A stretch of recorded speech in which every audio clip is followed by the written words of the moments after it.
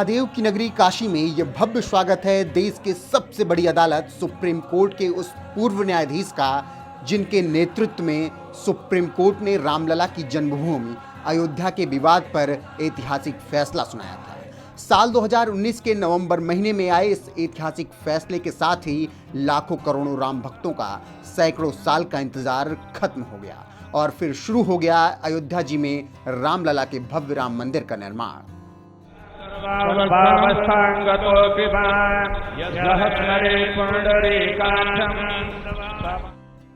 जिस वक्त अयोध्या से जुड़ा ऐतिहासिक फैसला सुनाया गया उस वक्त सुप्रीम कोर्ट के मुख्य न्यायाधीश की कुर्सी पर रंजन गोगोई ही बैठे थे, जिनके नेतृत्व में 5 जजों की बेंच ने 9 नवंबर 2019 को राम मंदिर के पक्ष में ऐतिहासिक फैसला सुनाया था।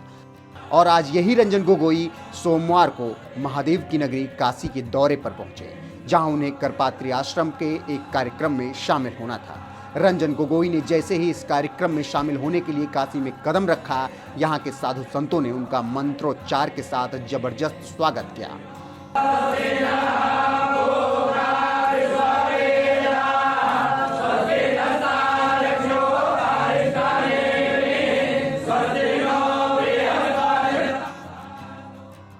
भव्य स्वागत से गदगद नजर आ रहे सांसद रंजन गोगोई भी इस दौरान साधु संतों को प्रणाम कर उनसे आशीर्वाद लेते हुए दिखाई दिए।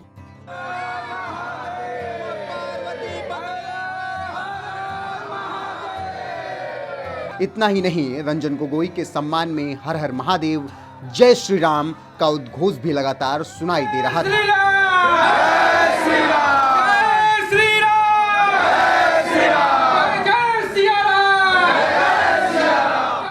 करपात्री आश्रम के एक कार्यक्रम में शामिल होने आए पूर्व मुख्य न्यायाधीश रंजन गोगोई ने इस दौरान राम मंदिर को लेकर दिए गए अपने फैसले के बारे में साधु संतों से चर्चाएं भी की और कहा, एक न्यायमूर्ति का कोई धर्म नहीं होता, कोई भाषा नहीं होती, कोई जाति नहीं होती। न्यायमूर्ति का धर्म, भाषा और जाति भारत का संविधान ही होता है। और हाँ, राम मंदिर पर जो फैसला आया वो अकेले रंजन गोगोई का फैसला नहीं, ये सुप्रीम कोर्ट ऑफ इंडिया का फैसला है। यहाँ आया था आपके आशीर्वाद के, आपने जो सम्मान दिया, जो अभिनंदन दिया, ये मेरे सोच के भी बात है। एक न्यायमूर्ति का कोई धर्म नहीं होता है, कोई भाषा नहीं होता है, कोई जाति नहीं। न्यायमूर्ति का धर्म, भाषा, जात, आईन कानून होता है, कॉन्स्टिट्यूशन ऑफ इंडिया। राम जन्मभूमि का जो जजमेंट आया, ये रंजन गोगोई का जजमेंट अकेला नहीं है, ये सुप्रीम कोर्ट ऑफ इंडिया का जजमेंट।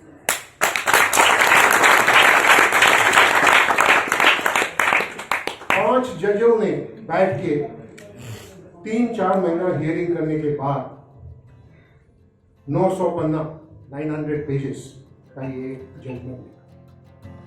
सुप्रीम कोर्ट में मुख्य न्यायाधीश रह चुके रंजन गोगोई पद से रिटायर होने के बाद देश की राज्यसभा के सांसद बन गए। उन्हें देश के राष्ट्रपति ने नामित किया था, मगर इसके बावजूद विपक्षी ये आरोप लगाने लगे कि मोदी सरकार ने उन्हें राम मंदिर के पक्ष में फैसला देने का इनाम दिया। ऐसी सोच रखने वालों को भी रंजन गोगोई ने इशारों ही इशारों में जवाब देते हुए कहा, राम मंदिर पर फैसला 5 जजों का एक ओपिनियन है, इसमें कोई डिफरेंस नहीं। यह फैसला धर्म के आधार पर नहीं, कानून के आधार पर दिया गया है। ये जजमेंट सारे 5 जजों सुप्रीम कोर्ट,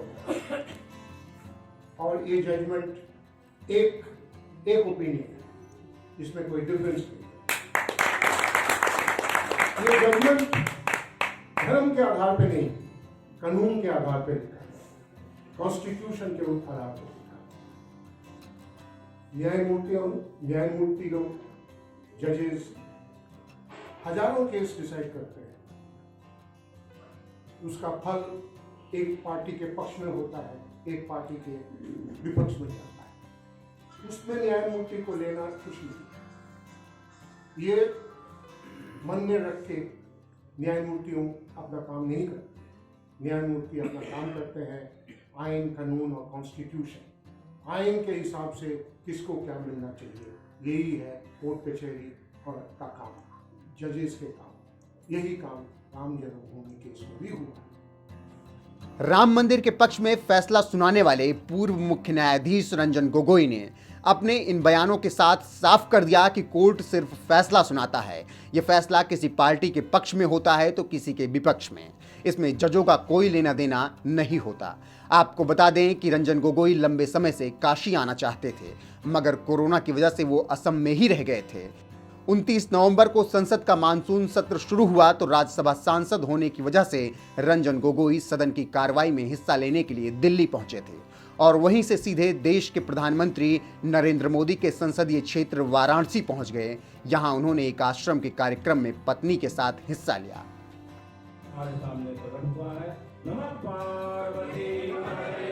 गौरतलब है कि 9 नवंबर 2019 को देश की सबसे बड़ी अदालत ने सबसे बड़े फैसले में अयोध्या की विवादित जमीन पर रामलला विराजमान का हक माना था, जबकि मुस्लिम पक्ष को अयोध्या में ही 5 एकड़ जमीन देने का आदेश दिया गया था। चीफ जस्टिस रंजन गोगोई की अध्यक्षता वाली 5 जजों की विशेष बेंच ने सर्वसम्मति से यह फैसला सुनाया था, जिसमें रंजन गोगोई के साथ साथ justice Sharad Arvind Bobde, justice Dhananjay Yashwant Chandrachud, justice Ashok Bhushan और जस्टिस अब्दुल नजीर शामिल थे। इस ऐतिहासिक फैसले के बाद ही अयोध्या में देश के प्रधानमंत्री नरेंद्र मोदी ने यूपी के सीएम योगी आदित्यनाथ की मौजूदगी में 5 अगस्त 2020 को भव्य राम मंदिर निर्माण के लिए शिलान्यास किया था।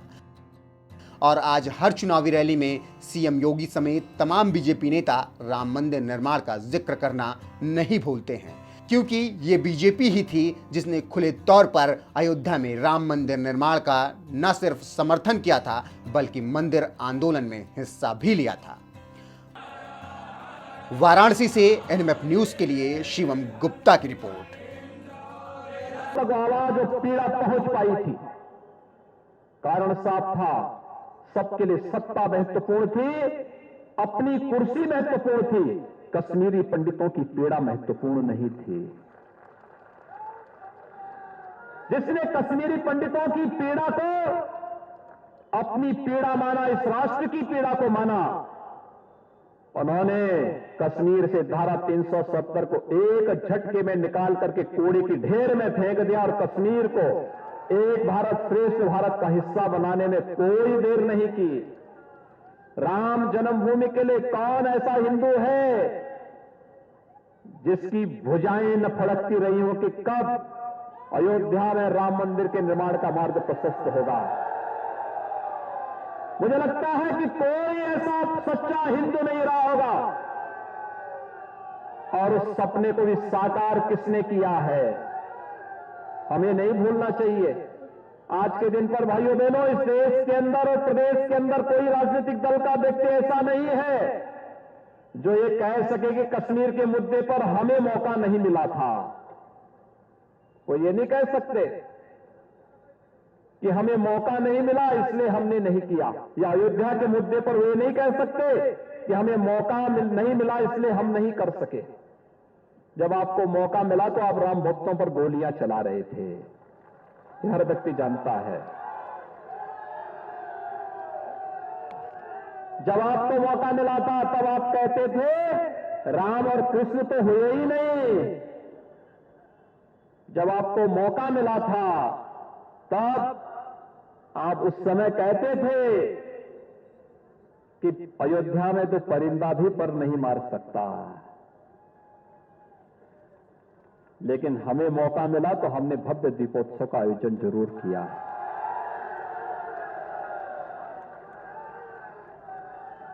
हमें मौका मिला तो कश्मीर से धारा 370 को हटाने में भी कोई कोताही नहीं की और कश्मीरी पंडितों की कश्मीर में ससम्मान वापसी की कार्रवाई को भी आगे बढ़ाया। और जो हमें मौका मिला तो अयोध्या में भगवान राम के भव्य मंदिर के निर्माण कार्यक्रम को भी आगे बढ़ा दिया। आज से कोई कुछ नहीं कर पाया, क्योंकि हमें मालूम है भारत तब महान बना था जब चाणक्य इस देश में भारत को एक नई दिशा दे रहा था। और आप सब चाणक्य के वंशज हैं। आचार्य चाणक्य की उस परंपरा को आत्मसात करिए।